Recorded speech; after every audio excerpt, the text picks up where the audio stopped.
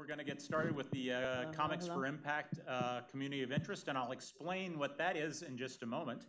But first, I'd like to introduce my panelists. We'll start off with Brandon Pitzer from Filament Games, and I'll let them tell a little bit more about themselves during their when they speak here in a moment. We have Alan Gershenfeld from Eline Media. We have, let me see how we're lined up down there. Josh Elder from Reading with Pictures, who's also a comics ambassador. So we should have probably had like a band or something to usher him in. So. And then we've got Jules Smith, who is the author of Half-Rocentric, and she'll be telling us a bit about her work shortly. You started without me. Okay. That's all right. Excellent. I was just making sure not everyone was, we had all the people we had. So obviously, you've met our lovely panel, and they are going to take it away, and hopefully they'll be able to answer all your questions and satisfy all your needs. Go ahead. Yeah. So I'm Russell Shilling. I'm the Executive Director for STEM Education at the U.S. Department of Education. Strangely enough, before that, I was Captain Russ Shilling in the U.S. Navy for 22 years and a DARPA program manager. And I'll tell you how we put this together. One, I've never really fit into good categories, so when I wanted to put together a panel for the Games for Change, I said, let's do it on comics. So here we are. We're going to try to see what we can do in this area. So I had when I was in the military, I had two different things that I was trying to do. One was education and training. I'm an experimental psychologist. And with that, I got in early into the serious games world. I was one of the main producers for America's Army. I had done things in graduate school in games in the late 80s. And so I've been thinking along the game lines for a long time. And at the same time, after the America's Army game, which, how many of you have heard of America's Army? Yeah, so it was one of the first serious games, like 7 million registered users at some point. It was very popular. I spun that off and started thinking about psychological health for warfighters. So started up a virtual reality therapy program, which is very much about having warfighters re-enter a virtual environment and then tell their military stories as part of their PTSD therapy. At the same time, I was looking at games across the spectrum as well, and working with Sesame Street on military child programs. And the one thing that I was noticing was that a lot of our games at that time, especially in STEM education, were really lacking a good narrative. So in math and science, a lot of our games don't tell stories. So they've got really engaging graphics. They may have an engaging play, but they don't really tell that meta story that allows you to get to things about grit and perseverance and these non-cognitive messages that you really want to try to get into your education games. So we started thinking about how to do that, and comics came up. And so we started thinking about doing graphic novels with comics in them, or games with comics in them, and wondering how that would look.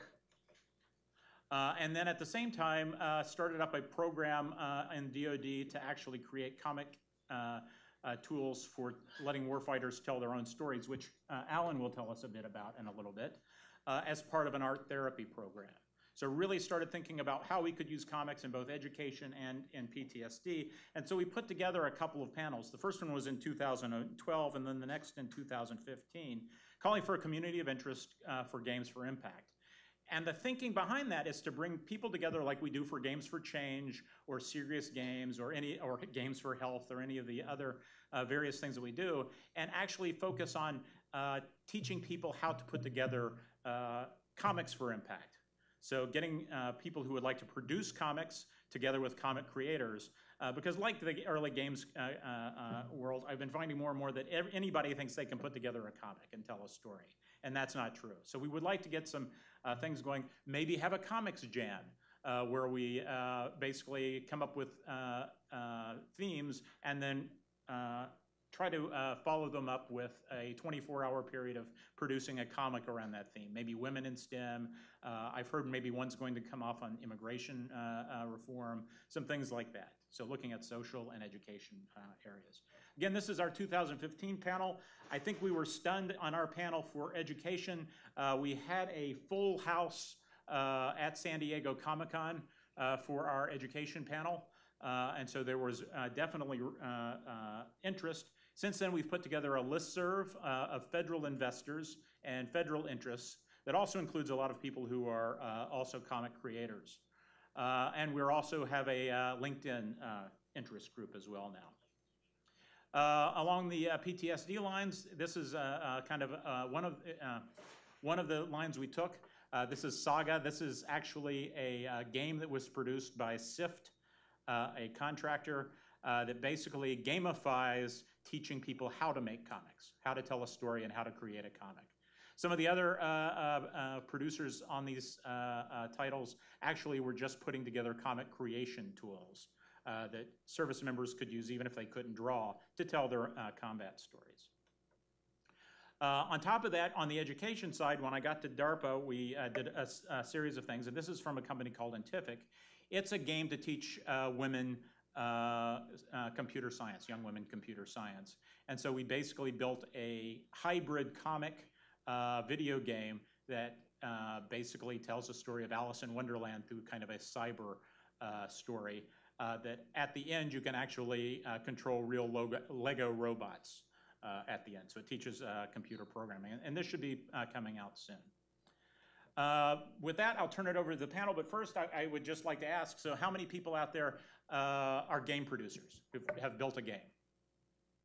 How about comics? Anybody who done a comic? Oh, good. Okay, what other questions would we like to ask the audience there? Alan, anything else? How many are working on new comics? How many integrate comics and games together? Hoorah, as we said in the military. Yeah. How many lawyers? Get out. Yay. Yeah, come on up front. Okay, so with this, we will, let's see, who's, I believe, was it Brandon up next? I think I'm last. I know the order. I will Okay. tell you, Josh's presentation. Yeah, come on down. Okay. And I'll hand this over to Josh.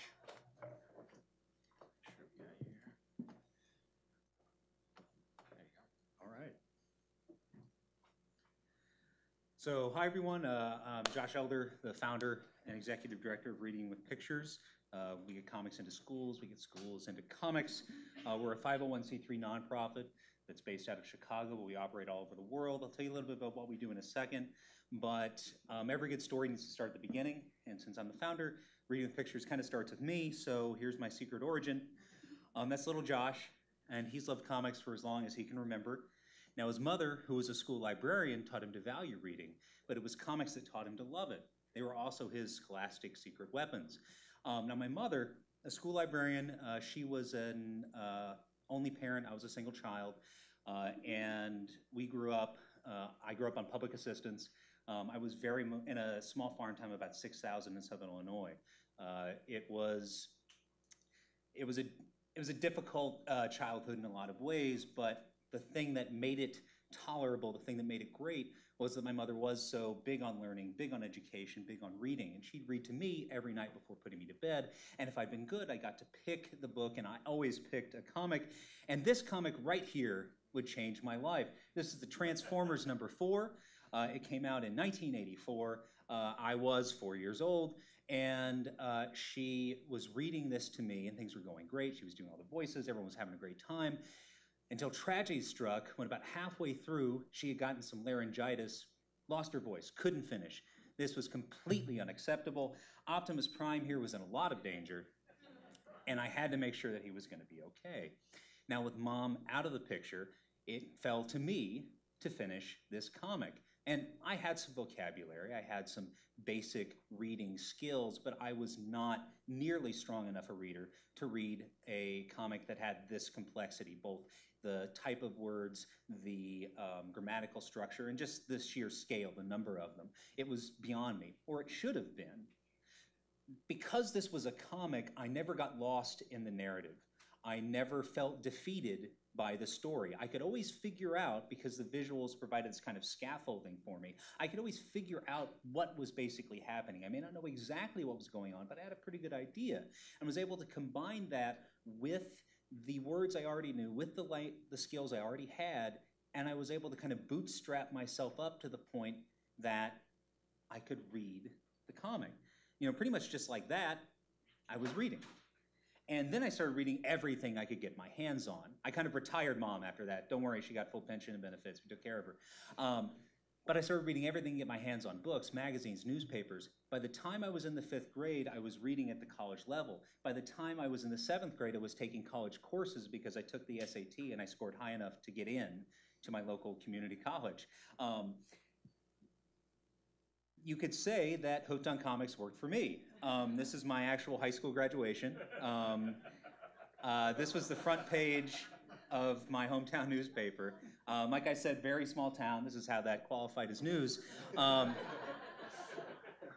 I went on to attend Northwestern University on a National Merit Scholarship, where I then decided to become a film major and start making comics, which was a terrible disappointment to everyone. Everyone was like, "You're going to do so many great things." And I was like, "No, not really. I'm going to make comics." And they're like, "Okay, we know you really like them." And so I've worked professionally in comics for about 15 years. I have my own nationally syndicated comic strip called Mail Order Ninja. I've written Superman, Batman, and Wonder Woman. I've worked in the game field on a game called Avengers Initiative that was a mobile Marvel game starring the Hulk. So I've done a lot of commercial stuff, but in 2009, I've done a lot of, I started doing programs in schools, libraries all over the country, and I kept hearing the same things over and over again. We'd love to do more with comics, but we don't know how. And I heard that everywhere I went. And I realized someone needed to do something about it, and eventually I realized I was someone. And so I got a lot of like-minded someones together, and we founded Reading with Pictures. So what Reading with Pictures is we have educational resources. Readingwithpictures.org is the largest collection of educational comics content in the English language. Our online resources, all available for free, have been accessed by educators in more than 150 countries. We're comics ambassadors. We run workshops and seminars in schools, libraries, and universities. We present conferences like this one. And we serve as comics ambassadors on behalf of the U.S. State Department. I was recruited in 2013 to go and present similar things like this in Chile, and then that led to me going to Belarus, Japan, and Germany over the last 3 years. We also produce content like Comics That Make Kids Smarter. It's over a dozen stories with topics drawn from the McReel and the Comic Core standards. It had a teacher guide with customized lesson plans. It was kind of our ultimate proof of concept. What's the ideal educational comic that you could drop into a classroom and it could replace the traditional materials? Now, obviously, you can't just teach off of this. It's too small. There's not enough content there. But if we could prove that if on Tuesday you were going to teach the War of 1812 and we produced a comic that told the War of 1812 and a lesson plan that told you how to use the comic to teach the War of 1812, and we could do just as good a job as the textbook did, then that's our proof of concept, and we think we did that. We've been featured on NPR, the Atlantic, and Book List, and the U.S. State Department uses this book to teach English as a second language abroad. Last year, we were involved in something called Comics Uniting Nations. It's the biggest project we've ever been involved with. It was designed to educate students around the world about the UN's global goals for sustainable development. It was produced in partnership with PCI Media Impact and UNICEF. It was a key element of the world's largest lesson, and the comics that we created were distributed over 160 countries in 16 different languages, reaching millions and millions of readers. And that was the first step. We're about to do it again this year. So the takeaway from all of this is that the arc of Reading with Pictures' existence has been trying to create best practices for comics in education, for using comics as an educational tool in any context. So whether it's encountered as an analog book, whether it's a digital product, whether it's integrated with games, something that I was also kind of involved with when I was working at Disney Interactive. How do you turn your cutscenes into comics and create a full immersive experience where you never stop interacting with the content? You're never passive, you're always active. Those were things that we thought we could accomplish with comics, and one of the things that's got us most excited about where we're gonna go in the future. So yeah, that's my time. Thanks, everybody. According to my handy dandy list, Jules is next. Or is that Let's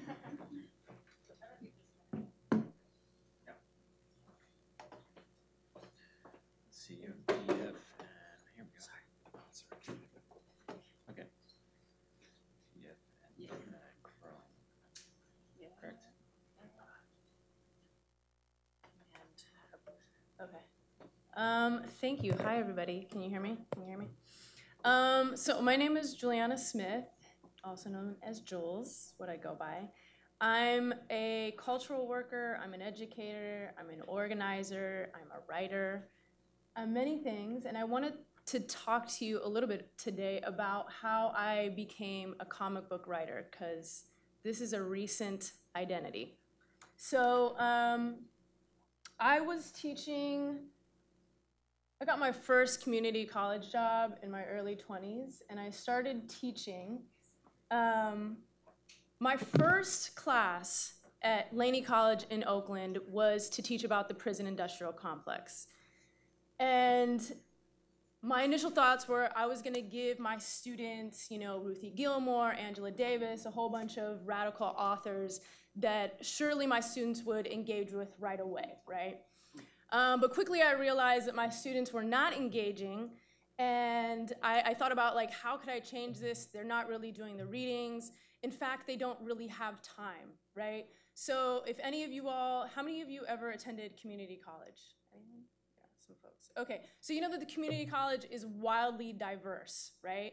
So you have, people that just came out of high school, you have single mothers, you have ex-prisoners, you have a diversity of folks. So a lot of folks don't really have time to read. So one of the things that I decided to do was assign this book called The Real Cost of Prisons.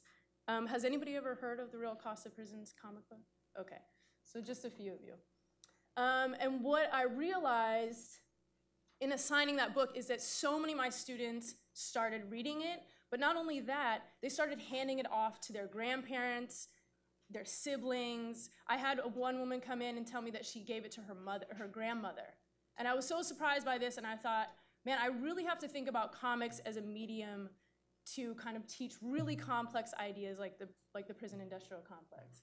So at the time, the Boondocks was big. It was one of my favorite comic strips that turned into a TV show.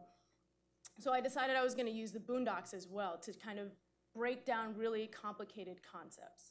So I started using the comic books, but I also, at the same time that I was teaching community college, anybody knows if you teach at a community college, you gotta have 5 other jobs. So I was also working at an after-school program where we were teaching kids how to do comic books. And one of my friends was like, yo, you should write your own comic book. And I was like, you know what? That makes total sense. So I started writing the comic book in 2011. And writing it, of course, I'm not an illustrator. So I wrote it, and then I was like, oh man, how am I gonna get a team together? And I finally, over time, and that's a longer story, I assembled a team. So it's myself, I'm the writer and creator. We have an illustrator and a colorist. So it's a 3-person team, and we came out with our first book in 2011. And part of what I wanted to do was use humor as a way to talk about really sensitive issues like race, class, gender, and things like that. And so one of the ways that I tried to do that was by kind of riffing off my own experience. So this is where Afrocentric is born. My mother is white, my father is black. That's where the half in Afrocentric comes from. There's also the tagline, because it's hard being Afrocentric in a Eurocentric world, so there's that half of you is kind of cut off. So I decided to create this world and loosely base it off the comics that I was using in class. I call it a feminist version of the Boondocks. So if you're familiar with the Boondocks and that kind of political satire, you definitely understand it. So we came out with volume 1 in 2011, and then in 2012, we came out with volume 2, and then in 2014, we came out with volume 3, and we just recently came out with volume 4. So this is a project of love and passion. I also have another job. So I do this kind of on my off time, and we can talk a little bit more about how to balance working on creative projects like this while also using education. So I will show you the book trailer in just a moment, but one of the things that I realized very quickly is that it takes us about a year to produce one comic, okay?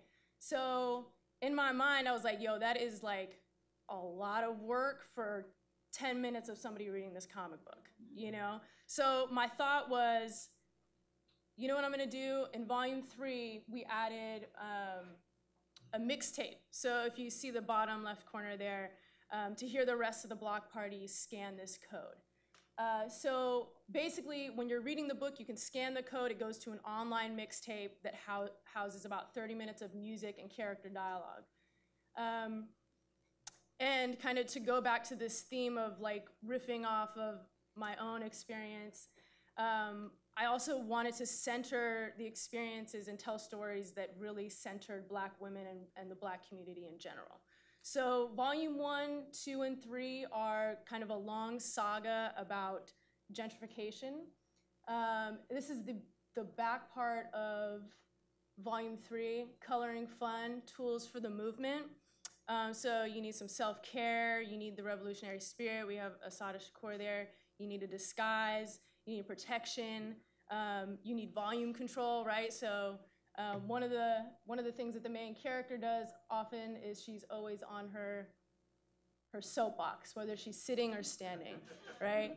And again, a lot of it was riffing off of my own experiences and my brother, and how did I grow up in this white suburb and end up like a radical Black feminist? Like, how did that happen? So all the contradictions that happen, over my life, I really wanted to riff off of some of the contradictions that a lot of us that do organizing work that we have, right?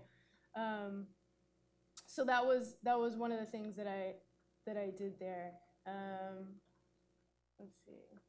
So yeah, so volume 4, this is a trailer. I'll show you the trailer for volume 4 that just came out.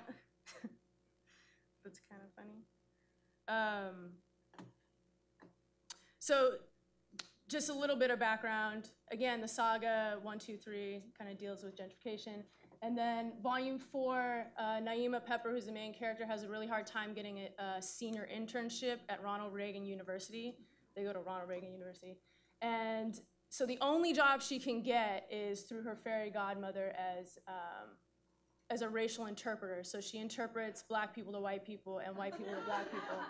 So that's part of the gist of the story. So I will let the trailer play and you can see.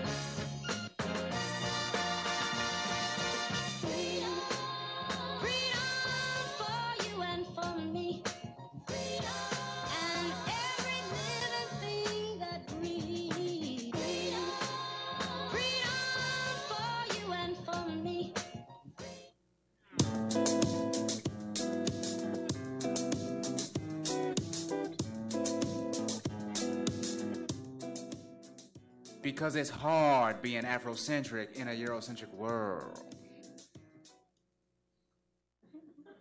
All right.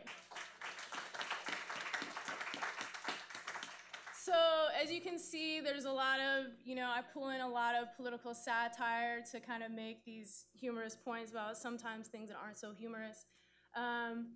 And most recently what I've done kind of been thinking about comics and education, and I just taught a class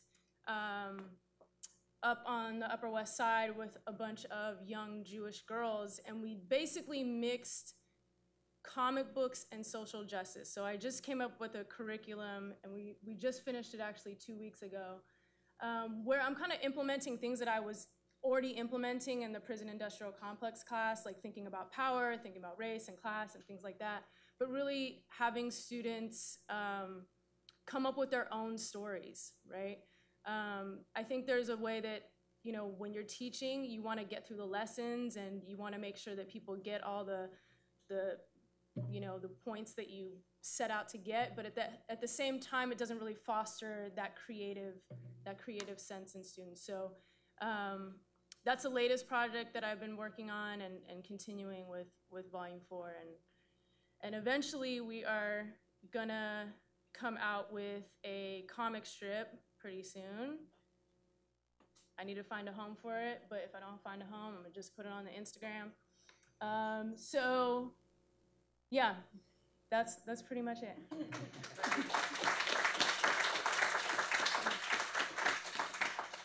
All right, according to this, Brandon will be talking about what his dealio is next.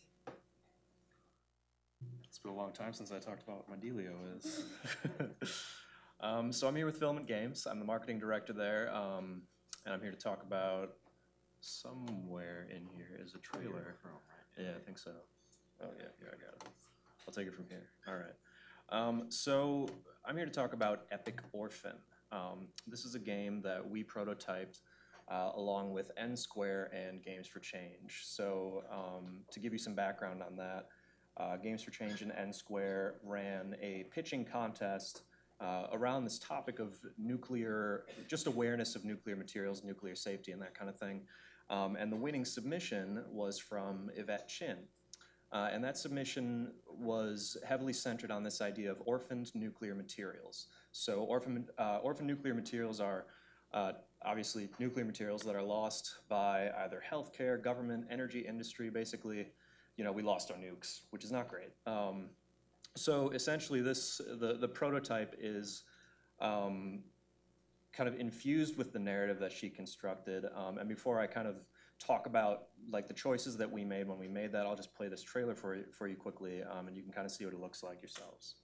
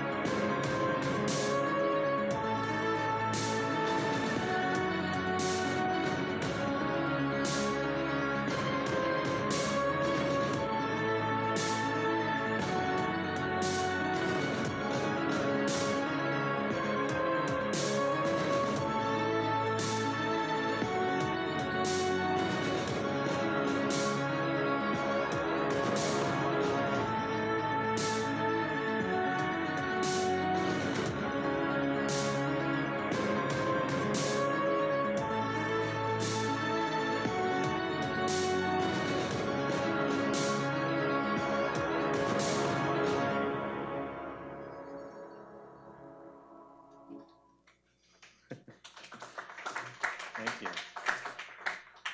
So that was very epic and very dramatic, obviously, because it's a dramatic topic. But I think you'll notice that within the space of that trailer, we showed some motion comics. Now, this is a technique that we've used in our games before to tell story for a lot of reasons. One is that it's very efficient to produce and cost effective, and I can talk more about that later when we're actually in the panel portion of this presentation. But the other thing to bear in mind is that comics and games have a lot of commonalities in between them as forms of media. So, that's why we apply comics to our games in many cases. So those commonalities, as I would quantify them, would be one, they're both synesthetic. So they kind of use and activate one of your senses or two of your senses, a selection of your senses, in order to create an experience for all of your senses. So for a comic, you're getting sound and vision and feel. You're getting mood, tone. All of that stuff comes through in a comic. Similarly, a game requires that of you as you're playing through it. It activates these different senses by drawing on your prior experience using just kind of iconography and symbolism. And that's just one commonality. The other commonality I would say is that there's a level of interaction between the media and the audience. So with comics, you kind of have to fill in the gaps when you're reading through it. From panel to panel, you don't know what's happening there. So you're creating in your mind those interstitial moments as the comic kind of guides you through a narrative. Similarly, a game is inert without your interaction. It doesn't do anything, unless you're playing like Cookie Clicker or something.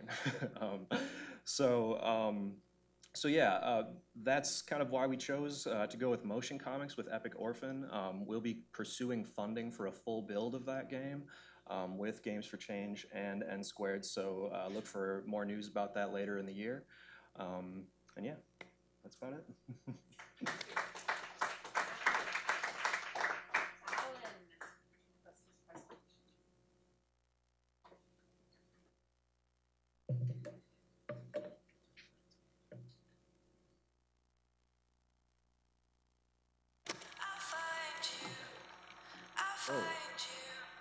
That's not me. Probably playing on YouTube.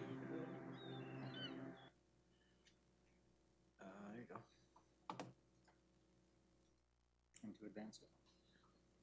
Just click. Okay.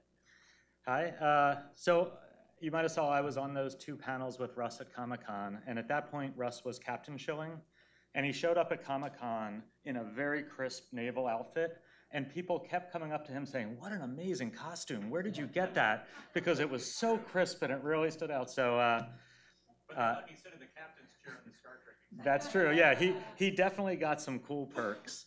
So I'm the president and co-founder of Uline Media. I've spent most of my career in media. I started in movies in Hollywood and China, and then I built and ran Activision Studios for many years, was actually on the board and chair of Games for Change.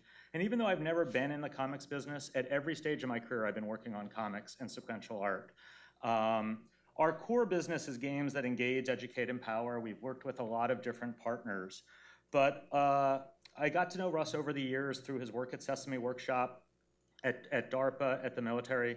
And when he put out this RFP on comics and post-traumatic stress syndrome, we got very interested.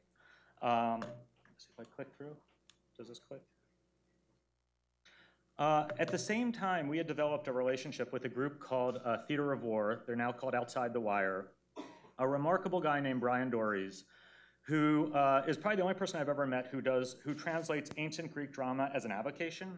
And he began translating ancient Greek plays that explored very relevant modern topics. And many of the ancient Greek plays are about warrior culture, about warriors coming home and having difficulty in transition, really about the psychological health of warriors. And so he did some translations of a few of Sophocles' plays, and he got amazing Academy Award-winning actors, that's David Strathern, Paul Giamatti, as well as returning veterans who had become actors, to do these readings. They're not plays, they're readings, and they're very thoughtful readings. And he initially did them in closed town hall settings. And many soldiers who were uncomfortable talking about psychological health, all the way up to generals, in the searing nature of the readings and the abstraction of thousands of years made it very cathartic. And I've been to a bunch of these, and Russ has been to some. People start talking, and then other people start talking. It's absolutely astounding. And a lot of research that we've done in games over the years, and Sesame Workshop has done a lot of research on this, a lot of the impact happens not just through the media, but through the conversations around the media. Sesame Workshop does a lot of intergenerational television because the parent and children talking is as powerful as the media itself. Similar with games, similar with theater.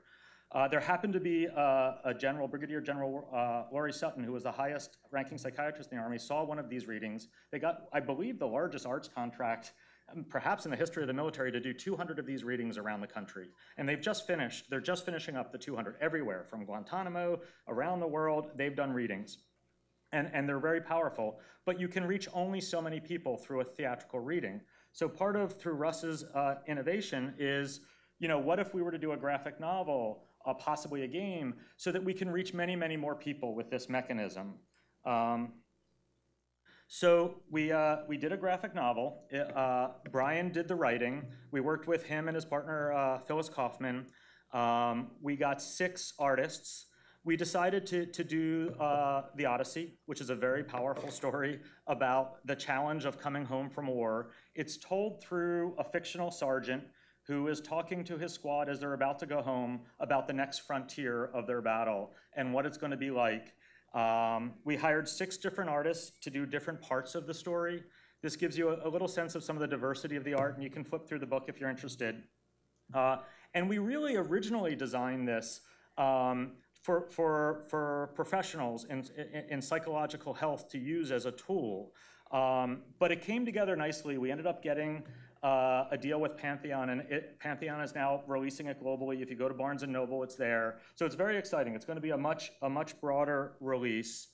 And we also developed a series of curriculum and modding tools with a great comic educator named Tom Hart to basically take the art from the game and develop your own comics. And it's a tool set that psychological health professionals can use in their practice. It's also available for free on the web, and we're just exploring what the impact of that will be.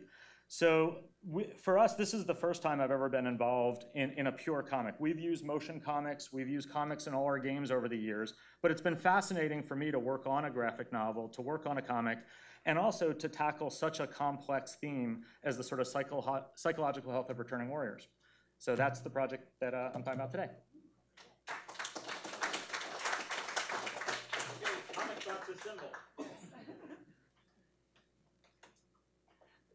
So we've got a lot of expertise in the audience, so I had some prepared questions, but I'm only going to ask one and then open it up to the group. And I'll address it primarily, I believe, to Jules. So I've got a problem in my current job. And again, as you see, I've been thinking through some of the issues with health and education. But on the education side, one of the issues we've had is work with the White House about getting more women and minorities interested in STEM education.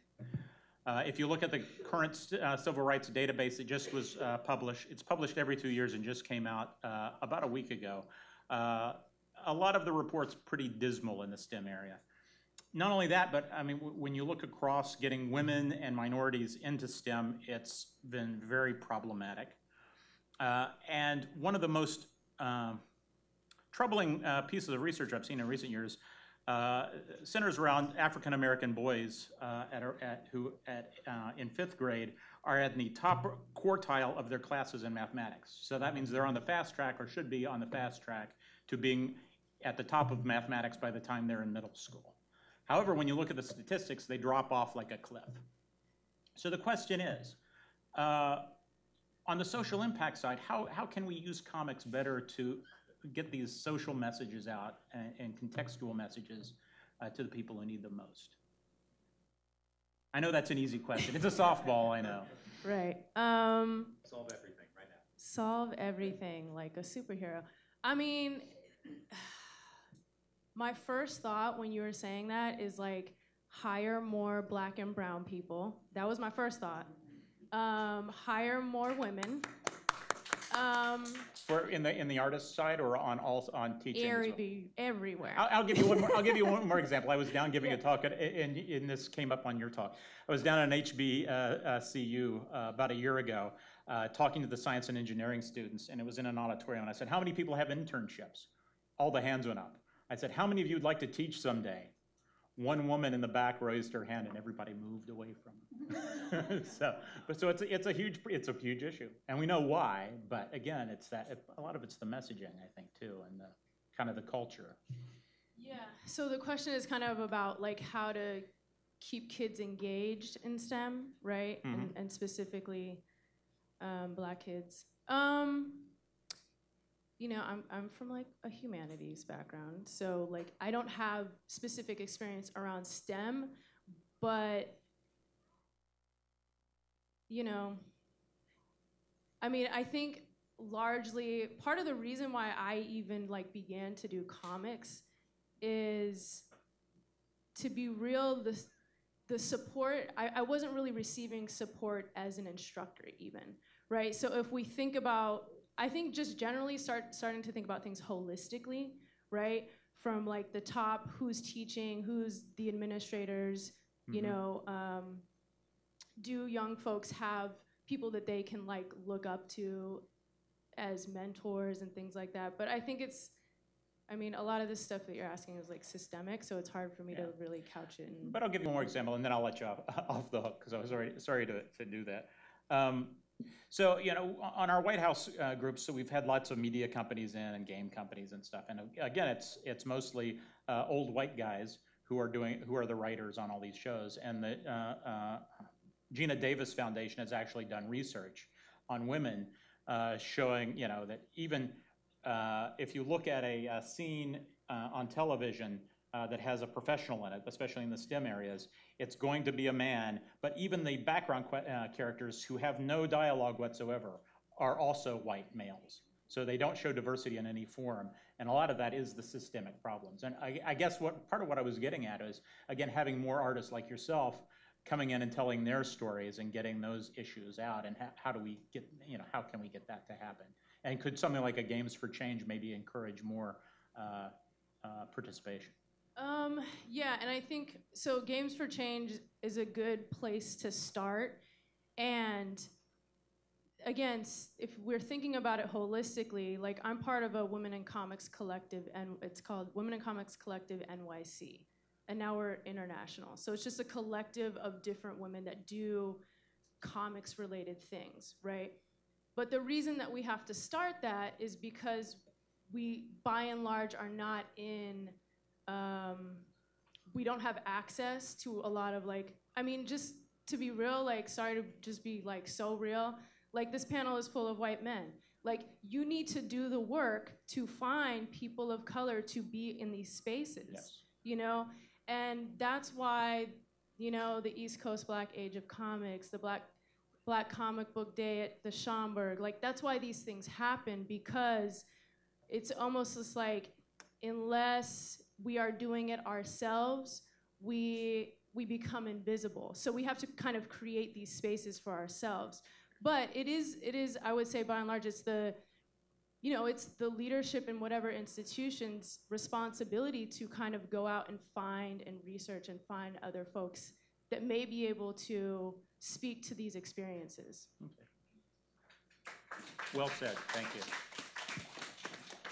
And so now I'll open it up, because it's, you guys probably have far more interesting questions than I would. So, do we have any questions from the audience?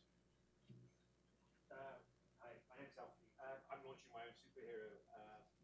But one of the things I'm trying to do is tie in a STEM piece, so that the movie hopefully will come out in a little while, and I've got the book and all of the transmedia stuff.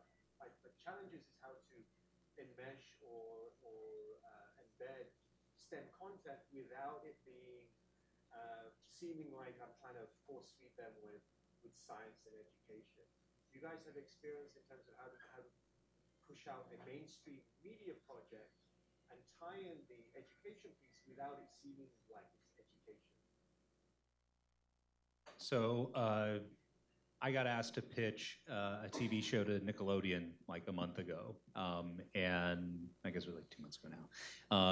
And they explicitly said they wanted like a STEM element to it, and they had some other framework elements, but this was obviously a mass market product.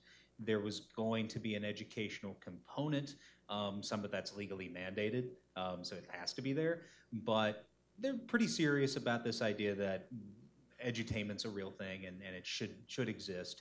The element that we put in was, there's a lot of ways you can demonstrate, you can build into your narrative ways to demonstrate some kind of STEM principle. The plot can hinge on whether it's a ticking time bomb scenario, whatever the scenario is, the actual solution requires some type of science, technology, engineering, or mathematics to solve, maybe all four. And if that's a part of the narrative and it feels natural, and it's like, this is what you'd actually have to do to solve this, and now you know how to do it because you saw it happen within the narrative, there you go. And then you can expand into that with educational materials that exist beside the product that aren't necessarily in the main product itself, but are packaged and bundled with it and are made available to people that care about that kind of thing. That's the solution that I know Nickelodeon does. It's a solution that we've done at Reading with Pictures. And as long as it doesn't stop the story cold, I don't see any problem with it. If anything, if I know enough to know that I'm seeing something really absurd on the screen, and I feel the screenwriter or the scripter or the director or whoever is creating this thing in front of me is lazy or uninformed. And in neither scenario does that reflect good on the final product. Do your research and make sure that someone who knows what they're what they're doing looks at it and says, yeah, this is legit. One other sort of riff on that. It's becoming a little bit more seamless, the consumption and the creation of content among youth. And the creation of content, especially the creation of digital content, cultivates all sorts of STEM literacies and disciplines, because to make anything in the digital world, it's hard. And so, things like Minecraft, things that propagate, things that have tools where you can adapt, extend, modify individually and collaboratively. You'll go online and find a mentor, or you'll find a mentor nearby. That's a very powerful way to combine, if you have a fiction and if you have a platform that lends itself to creation, not just consumption. So that's a very organic way. The other thing I'll tell you, having done lots of games that are designed for schools, we've reached about 1 million students. We've worked in the developing world in refugee camps, and now we're doing consumer games. They're completely different markets, completely different ecosystems, completely different design principles. We've learned this the hard way. And so understanding the context of where you want to cultivate or foster these STEM disciplines is very important. If you're in the consumer space, then it's more about making it really organic to the entertainment experience in whatever form that's defined as. But I do think, even to the tough question you answered before, we were talking about this beforehand. I'm fascinated by these ecosystems that propagate, because there's a universe that's very, very inviting. And there's tools that let people adapt and extend, whether it's fan fiction, whether it's modding. I haven't seen that so much in the comics world, but every kid that I know at some point is drawing comics. So there's a natural interest there. And if you create the right world, the right context, and the right tools, it's possible you could have a Minecraft of comics. And that would have all sorts of, I believe, psychosocial, educational, cultural benefits, depending on the universe that's created. Yeah, and I would just chime in on that to say that I think that in terms of making something extensible like that, I think the key thing, for what it sounds like you're trying to accomplish, is to stay away from being just overtly didactic. It should be immersive, So right on the money to say that it should be organically baked into the narrative. That's the way that they'll become invested in that idea of being whatever that role is that you're examining through a STEM lens. Yes, here. My question for the panel is, do you consider yourself storytellers and then using the social impact as a byproduct, or do you have a social impact and you're choosing comics as a Yeah, let me start off and then I'll turn it over. I think one of our ideas behind this is that, similar to what happened in quote-unquote serious games, and originally I was thinking serious comics would be a great game, but it's just too ironic when you get down to it. But part of that was to do what happened in the games industry. So the big titles started really killing off the small development companies. And so what the serious games or Games for Change have really done is open up opportunities for developers. And I think organizing the comics creators like this actually opens up new opportunities for them, because there are serious comics out there, or comics for change, or whatever you want to call them. But there's no real organized place for somebody who wants to fund something in social change or in education to go to and say, I don't know how to do this, help me out here. So I think part of that is, this is yet another mechanism for the storytellers to tell their stories.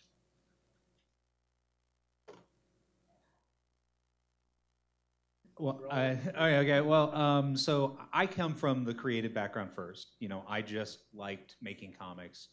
It was something. It was my favorite medium, and I come from the commercial creative side, and fell into kind of social change and education. It's very important to me now that I'm there. I feel, as much as I love stories I've written with Superman and Batman, the stuff I've done at UNICEF and Reading with Pictures is far more impactful, and that's the stuff that means something to me. So I do it for that. I would say you ideally need a combination of both. At least that's been my experience, where you have someone who understands the medium full stop, whether that's comics, games, whatever. They need to know how to make good comics, games, whatever. And then you need some kind of subject matter expert who has walked the walk in whatever space you're trying to get into. You know, whether that's the military, you know, and PTSD, whether that's nuclear materials, whether that's radical black feminism, you know, whatever it is, you need someone who knows that space too, who can say, this is what it's really like. And the material that comes back to them, they can tell you, okay, this is true or it's not, right? And so you need, I guess the better term is authenticity, as well as the artistic chops to realize the vision. So I think you need both. I think it ideally is coming from both directions and meeting in the middle. Yeah, just to build on that, it took us 7 years to figure that out at Eline, and we call it inclusive development. The last game we did, we won Game of the Year here last year, was with an Alaska Native tribe, and we're very specific with that game. We didn't make a game about the Inupiat people. We made a game with the Inupiat people, and it changed the entire methodology down to, we had a green light committee that was one half of the folks that have created big commercial art, and 36 Alaska Native elders and writers. Every decision was made joint. So we took the subject matter expert much, much further and said that this is a collab. We are entirely dependent on each other. And it's hard, but it's very, very different. So because for us to be successful in the consumer space, we need folks that have created games that have reached millions and millions of people and know how to do that. But we want to bring entirely new perspectives to the medium. And at this point, we need to do that collaboratively. In a generation, if the tools get out there and the pathways are there for all the youth, then we wouldn't have to do this inclusive development. So we're equally passionate about that. But it really is a different methodology, and it's hard. Yeah, I think I understand what you're asking. I started off, again, because I was using the Real Cost of Prisons comic book. I intended for the comic book that I was going to create as a curriculum, to serve as a curriculum with whatever class I was teaching. And then you can see over time, volume 1 is just, you want to talk about didactic, like, whoa. And then over time, it's like, finally, I'm getting to like actually develop characters and like actually show their vulnerability and things like that. So I think by volume 4, we like pretty well achieved that. But my original intention wasn't, I wasn't really thinking about storytelling. But over time, it's like, you know, I had to start thinking about it in a different way. So, and merging both, really. Cool. Yes.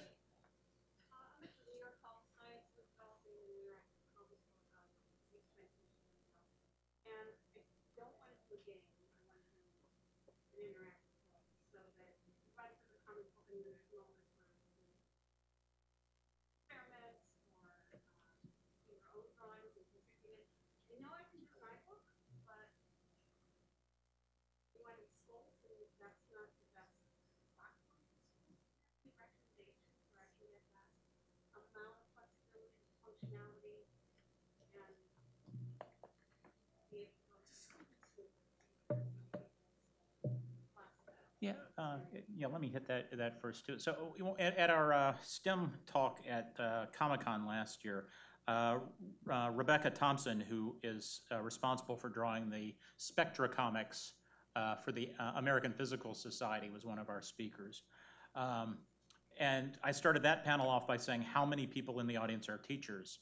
And probably, 2/3 of the hands went up in the audience. And then I said, how many of you have used comics? And about as many hands went up. So they're being used out there much more heavily than most of us think.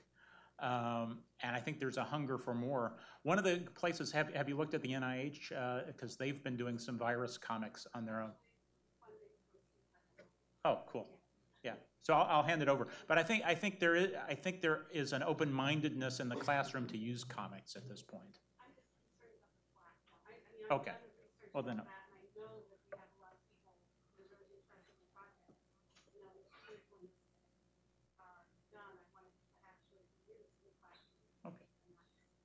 When you say platform, are you, wow, it's really loud. Do you mean the digital format that it's going to be distributed in? I'm looking for what I would develop it in so that it would have, I would like to cross-platform as possible, like Android, iOS. Yeah, you want to do it in HTML5. Yeah, and then on anything, as long as it's a modern web browser, whether it's on a mobile device or a desktop, they'll be able to use it. Yeah. I mean, what you might want to find a partner like BrainPop or somebody that's in a lot of schools already. Yeah, that's big. It's a fast-moving ecosystem, and you know, a lot of educational stuff that try to get into schools really just get into a few because it's a very complex ecosystem. I mean, we did the Minecraft EDU game star mechanic. We've done a bunch of school stuff, and over the years we've learned, first of all, to really understand if a teacher is going to take this on, what's it replacing? Like, what is the context? What's coming before it? What's coming after it? Why would a teacher do this? Then unbelievable effort at reducing friction for the teachers to find it, implement it, have it aligned with whatever the trajectory they're on. And there's a ton of rigor one has to do. My recommendation is, you know, it's hard to do that rigor. I mean, we spent millions of dollars and years doing that. Companies like BrainPop, or finding a company that shares your values, shares your goals, takes on third party, they've done that. You know, they're in like, I don't know, 60% of the schools in the country, some huge number. They can help you answer those questions because an answer today might change just because the ecosystem is so fluid. Yeah. And it's something, even from the Department of Education, I can't give you a clear answer because, again, there's just no global way of saying this is how it works for all schools. So many different paths. There's a lot of diversity across different school districts as well, and even states. So that's another thing to take into consideration is it's like, what are the standards for that state? And like, what are their specific regional pedagogical objectives? Because, you know, we've done customizations when we're selling to K-12 for the TEKs down in Texas. They have their own special brand of standards. Minnesota has a similar program. And, you know, of course, looking at MGSS is something that's kind of in the midst of being adopted, but isn't quite there yet. So all of that kind of due diligence, lowering barriers to adoption by wrapping it in these materials that make it easier for the teacher, as Alan said, is extremely crucial. And, you know, teachers love free stuff, and like everybody. So that's another excellent delivery mechanism is free. Okay. So I think we've come to a close. So what I would ask the audience, again, as I said, we have a federal listserv that we've also opened up to outsiders who are really interested in comic creation, especially if you are working with federal folks. And then there is a comics interest group on LinkedIn now. I jump on those, and we're also, I think all of us up here are interested in furthering this issue. So if you have ideas about how we could make this a going concern so that we could actually have whole meetings like this where we could really get into detail and break it down into these various sections, because we have social change, we've had education, and we've had health. We could actually build out a couple more different areas. So I think there's a lot of meat here. The question is, how do we do it, and how do we get the interest to put it together? So thank you for coming, and thank you for your interest.